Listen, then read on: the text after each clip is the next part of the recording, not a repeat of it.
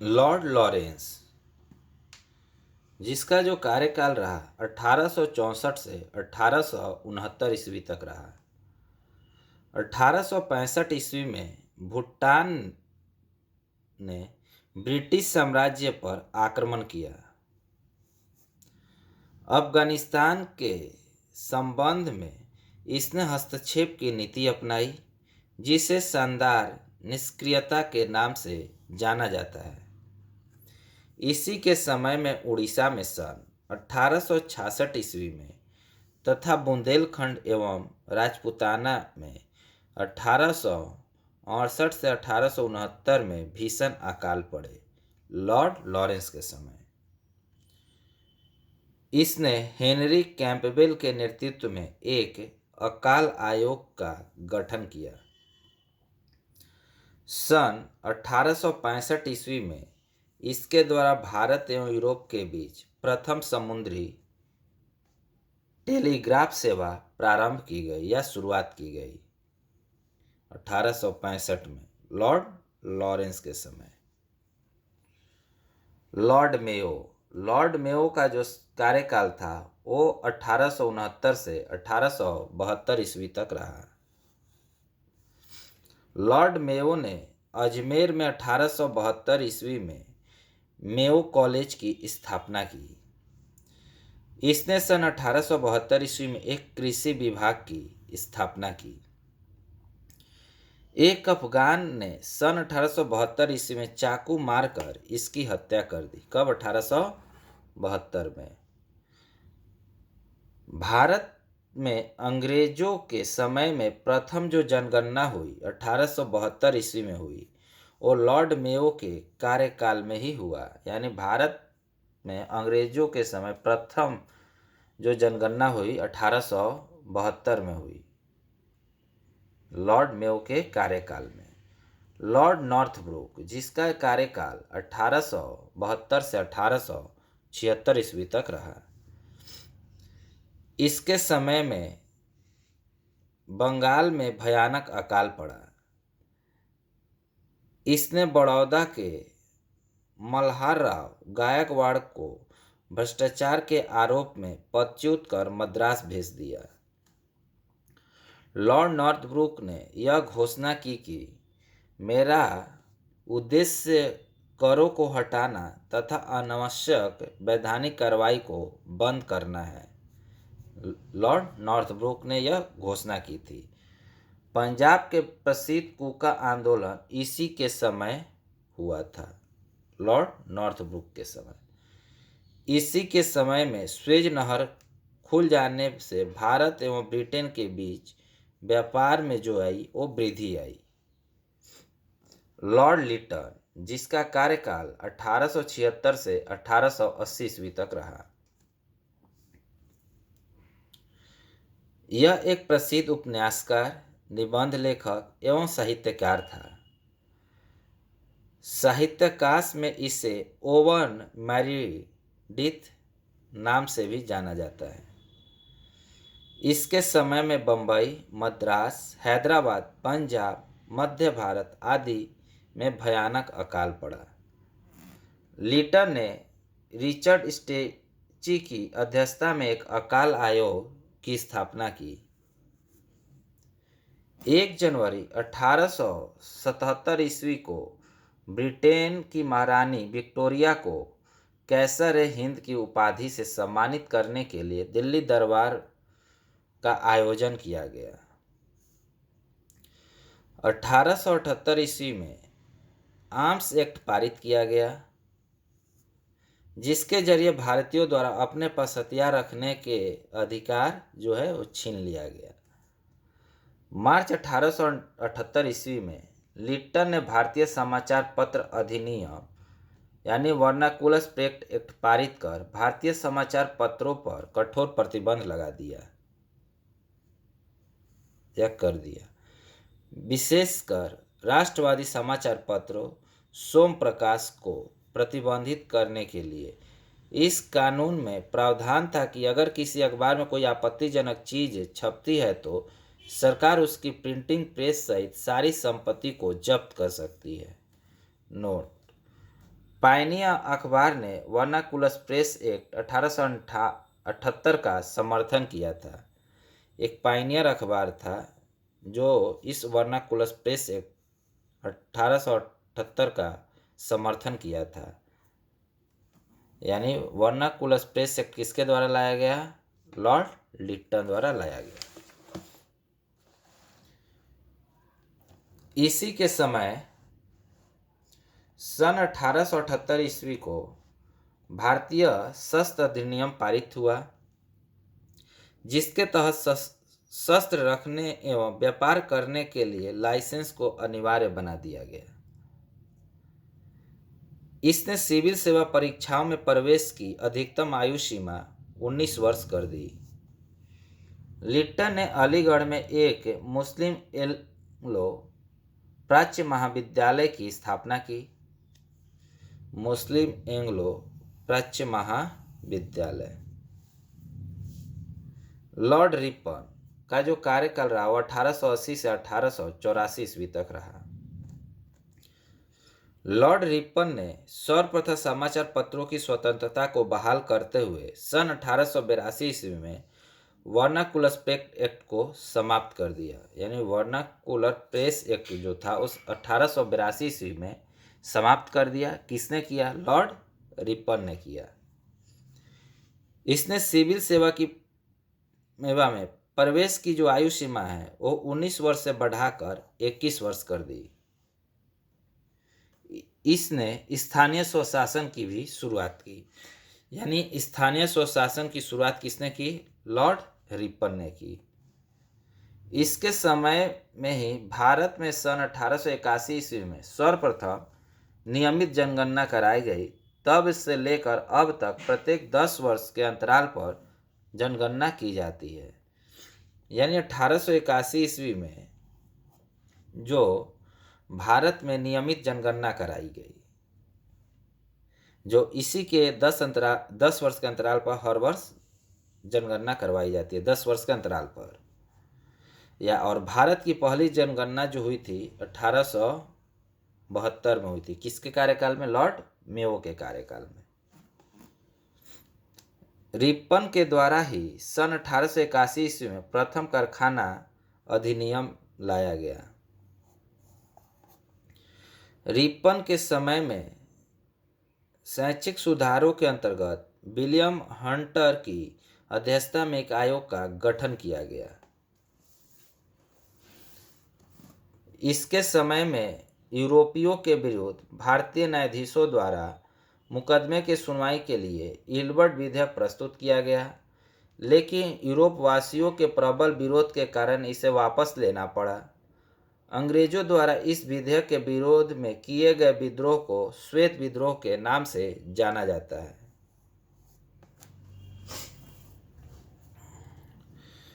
Florence Nightingale ने Ripon को भारत का उद्धारक की संज्ञा दी। भारत का उद्धारक किसे कहा गया? लॉर्ड रिपन को कहा गया। इसकी जो संज्ञा किसने दी? फ्लोरेंस नाइटिंगेल ने दी। लॉर्ड डफरिन का जो कार्यकाल था वो 1884 से 1888 ईस्वी तक था। इसके समय तृतीय आंग्ल मैसूर युद्ध 1885 से 1888 ईस्वी तक हुआ और बर्मा को अंतिम रूप से अंग्रेजी राज्य में मिला लिया गया। इसी के समय बंगाल में tenancy act, Awadh tenancy act तथा पंजाब टेनेंसी एक्ट पारित हुआ। माने Bengal tenancy act, Awadh tenancy act और पंजाब टेनेंसी एक्ट जो पारित हुआ वो लॉर्ड डफरिन के समय पारित हुआ। इसके समय की सबसे महत्वपूर्ण घटना थी 28 दिसंबर 1885 ईस्वी बम्बई में ईओ ह्यूम के नेतृत्व में भारतीय राष्ट्रीय कांग्रेस की स्थापना। यानी भारतीय राष्ट्रीय कांग्रेस की जो स्थापना की गई वो लॉर्ड डफरिन के समय की गई, ईओ ह्यूम के नेतृत्व में किया गया। लॉर्ड लैंसडाउन का जो कार्यकाल था वो 1888 से 1894 ईस्वी तक था। भारत और अफगानिस्तान के मध्य सीमा रेखा जो डुरंड रेखा का निर्धारण इसी के समय हुआ। 1891 ईस्वी में दूसरा कारखाना अधिनियम लाया गया जिसमें स्त्रियों को 11 घंटे प्रतिदिन से अधिक काम करने पर प्रतिबंध लगाया गया। साथ ही सप्ताह में एक दिन की छुट्टी की व्यवस्था की गई, यानी संडे वाली छुट्टी। लॉर्ड एलिंगन द्वितीय 1894 से 1899 ईस्वी तक इसका कार्यकाल रहा। भारत को तलवार के बल पर विजित किया गया और तलवार के बल पर ही इसकी रक्षा की जाएगी। यह जो कथन है वो लॉर्ड एलिंगन द्वितीय का है, यानी भारत के तलवार के बल पर विजित भी किया गया है और तलवार के बल पर ही इसकी रक्षा भी की जाएगी। यह जो कथन था वो किसका था? लॉर्ड एलिंगन का। 1895 से 1898 ईस्वी के मध्य उत्तर प्रदेश, बिहार, पंजाब एवं मध्य प्रदेश में भयंकर अकाल पड़ा। लॉर्ड कर्जन का जो कार्यकाल था वो 1899 से 1905 ईस्वी तक था। कर्जन ने 1901 ईस्वी में सर कॉलिन स्टॉक मॉनक्रिफ की अध्यक्षता में एक सिंचाई आयोग, 1902 ईस्वी में सर एंड्रू फ्रेजर की अध्यक्षता में एक पुलिस आयोग, सर टॉमस रैले की अध्यक्षता में विश्वविद्यालय आयोग की स्थापना की। किसने? लॉर्ड कर्जन ने। 1904 ईस्वी में भारतीय विश्वविद्यालय अधिनियम पास किया गया। इसने सर एंटनी मैकडोनाल्ड की अध्यक्षता में एक अकाल आयोग का गठन किया। इसने सैन्य अधिकारियों के प्रशिक्षण के लिए क्वेटा में एक कॉलेज की स्थापना की। प्राचीन स्मारक प्रशिक्षण अधिनियम 1904 के द्वारा कर्जन ने भारत में पहली बार ऐतिहासिक इमारतों की सुरक्षा एवं मरम्मत को ध्यान दिया। इस कार्य के लिए कर्जन को भारतीय पुरातत्व विभाग की स्थापना भी की। इसी के कार्यकाल के दौरान कलकत्ता में विक्टोरिया मेमोरियल हॉल का निर्माण हुआ।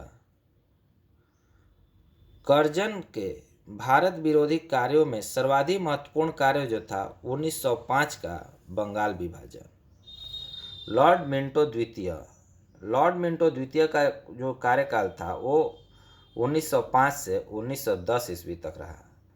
इसके समय में आगा खां एवं सलीम खां के द्वारा ढाका में 1906 ईस्वी में मुस्लिम लीग की स्थापना की गई। कब? 1906 में। 1907 ईस्वी के कांग्रेस के सूरत अधिवेशन में कांग्रेस का विभाजन हो गया।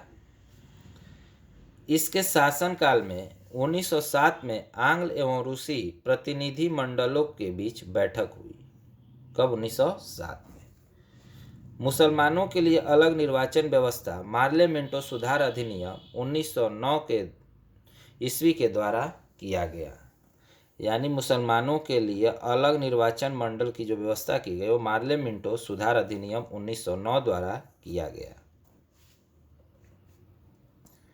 लॉर्ड हार्डिंग द्वितीय का जो कार्यकाल था 1910 से 1916 ईस्वी तक रहा। इसके समय में ब्रिटेन के राजा जॉर्ज पंचम भारत आए। 12 दिसंबर 1911 ईस्वी में दिल्ली में एक भव्य दरबार का आयोजन हुआ। यहाँ पर बंगाल विभाजन को रद्द करने की घोषणा की गई एवं भारत को राजधानी कलकत्ता से दिल्ली स्थानांतरित करने की भी घोषणा की गई।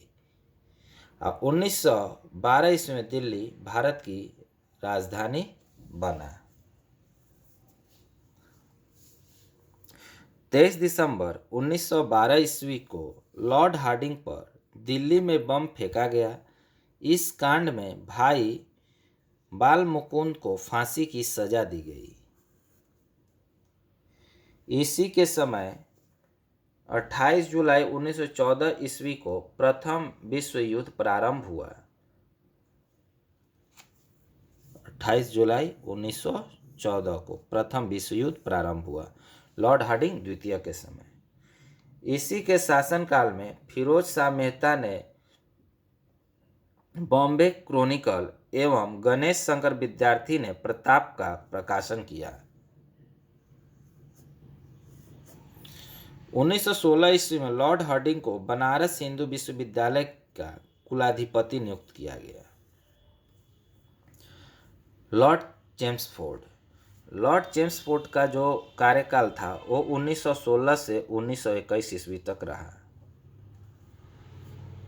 कांग्रेस के लखनऊ अधिवेशन 1916 ईस्वी में कांग्रेस का एकीकरण हुआ, जिसमें मुस्लिम लीग के साथ समझौता हुआ। 1916 ईस्वी में पूना में महिला विश्वविद्यालय की स्थापना की गई। कब की गई? 1916 में। इसके काल में 1917 ईस्वी में शिक्षा पर सैडलर आयोग का गठन किया गया। सैडलर आयोग का गठन कब हुआ? 1917, लॉर्ड चेम्सफोर्ड के समय। इसी के काल में 1919 ईस्वी में रॉलेट एक्ट पारित किया गया। 1919 में रॉलेट एक्ट पारित किया गया लॉर्ड चेम्सफोर्ड के समय। इसी के काल में 13 अप्रैल 1919 ईस्वी में जलियांवाला बाग हत्याकांड जो अमृतसर में घटित हुआ था वो हुआ था। खिलाफत आंदोलन एवं गांधी जी असहयोग आंदोलन इसी के समय प्रारंभ हुआ। यानी खिलाफत आंदोलन 1919 में और असहयोग आंदोलन 1920 में इसी के समय प्रारंभ हुआ। तृतीय अफगान युद्ध इसी के समय हुआ। किसके समय? लॉर्ड चेम्सफोर्ड के समय। लॉर्ड रीडिंग का जो कार्यकाल था वो 1921 से 1926 ईस्वी तक रहा। 5 फरवरी 1922 ईस्वी को घटी चौरा कांड जो उत्तर प्रदेश में घटित थी गोरखपुर जिले में, के बाद महात्मा गांधी ने अपना असहयोग आंदोलन वापस ले लिया। 1923 ईस्वी में चित्तरंजन दास एवं मोतीलाल नेहरू ने इलाहाबाद में कांग्रेस के अंतर्गत स्वराज पार्टी की स्थापना की। कब? 1923 में। 1923 ईस्वी के चुनाव में इस दल के मध्य प्रांत एवं बंगाल पूर्ण बहुमत मिला। यानी मध्य प्रांत और बंगाल में जो था पूर्ण बहुमत मिला था। इसके कारण ही प्रिंस ऑफ वेल्स ने नवंबर 1921 ईस्वी में भारत की यात्रा की लॉर्ड रीडिंग के समय। इस दिन पूरे भारत में हड़ताल का आयोजन किया गया था। 1921 ईस्वी में मोपला विद्रोह हुआ। 1901 ईस्वी में M.N. रॉय द्वारा भारतीय कम्युनिस्ट पार्टी का गठन किया गया। भारत में 1922 में इलाहाबाद में सिविल सेवा परीक्षा की शुरुआत हुई। 1922 में विश्व भारती विश्वविद्यालय ने कार्य करना प्रारंभ किया।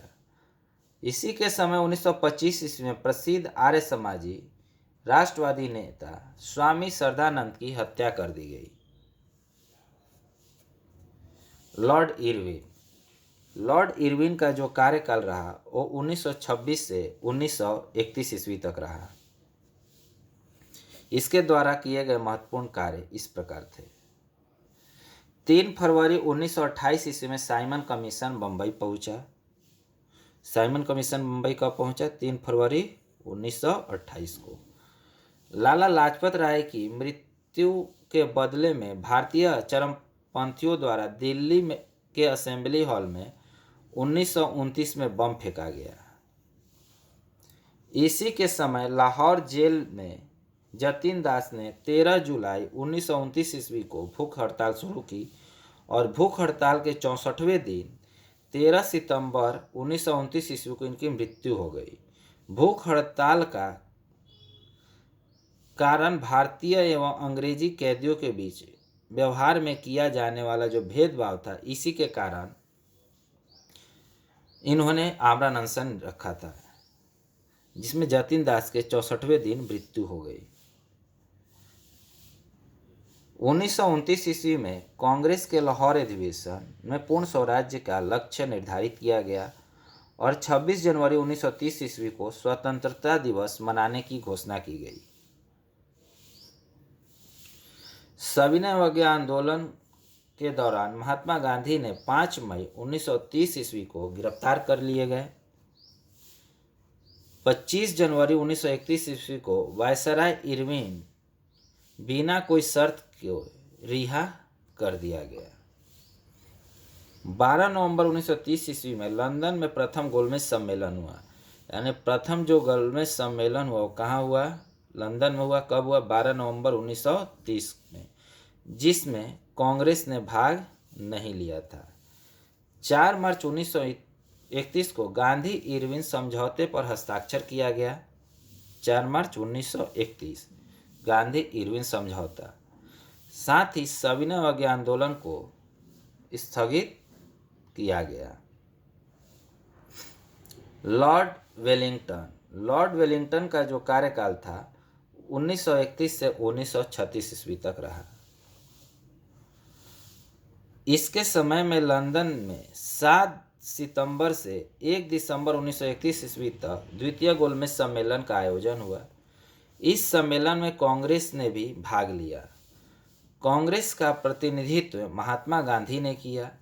दूसरे गोलमेज सम्मेलन की असफलता के बाद महात्मा गांधी ने 3 जनवरी 1932 ईस्वी को दोबारा सविनय अवज्ञा आंदोलन प्रारंभ किया। 16 अगस्त 1932 ईस्वी में रामजे मैकडोनाल्ड ने विवादास्पद सांप्रदायिक पंचायत की घोषणा की। यानी सांप्रदायिक पंचायत की घोषणा कब की गई? 16 अगस्त 1932 को। इसके अनुसार दलितों और हिंदुओं से अलग मानकर उन्हें अलग प्रतिनिधित्व देने को कहा गया और दलित वर्गों के लिए अलग निर्वाचन मंडल का प्रावधान किया गया। इससे गांधी जी बहुत दुखी हुए और उन्होंने इसे हटाने के लिए आमरण उपवास आरंभ कर दिए। अंत में एक समझौता, जिसे प्रायः पूना समझौता कहते हैं, किया गया, जिसमें दलित वर्गों के लिए साधारण वर्गों में ही सीटों का आरक्षण किया गया। पूना समझौता 24 सितंबर 1932 को हुआ। 17 नवंबर से 24 दिसंबर 1932 तक लंदन में तृतीय गोलमेज सम्मेलन का आयोजन हुआ। कांग्रेस ने इसमें भाग नहीं लिया। बिहार में 1934 में भयंकर भूकंप आया। भारत सरकार अधिनियम 1935 पास किया गया। लॉर्ड वेलिंगटन ने कांग्रेस के बंबई अधिवेशन 1915 ईस्वी में हिस्सा लिया था। इस अधिवेशन की अध्यक्षता सर सत्येंद्र प्रसन्न सिन्हा ने की थी। लॉर्ड लिनलिथगो का जो कार्यकाल था वो 1936 से 1943 ईस्वी तक रहा। इसके समय में पहली बार चुनाव कराए गए।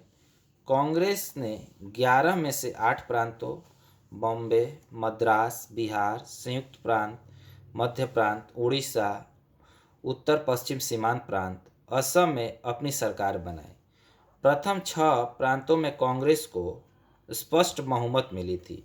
बंगाल, असम, उत्तर पश्चिम सीमा प्रांत, पंजाब और सिंध में कांग्रेस ने पूर्ण बहुमत नहीं मिली थी। 1 सितंबर 1939 ईस्वी को द्वितीय विश्व युद्ध प्रारंभ हुआ। द्वितीय विश्व युद्ध का प्रारंभ कब हुआ? 1 सितंबर 1939 ईस्वी को। ब्रिटिश सरकार ने बिना भारतीयों से पूछे भारत को भी इस युद्ध में झोंक दिया।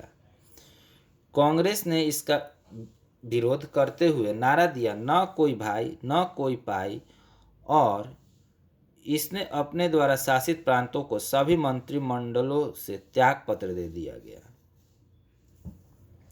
1 मई 1939 ईस्वी में सुभाष चंद्र बोस ने फॉरवर्ड ब्लॉक नाम की एक नई पार्टी स्थापित की, फॉरवर्ड ब्लॉक।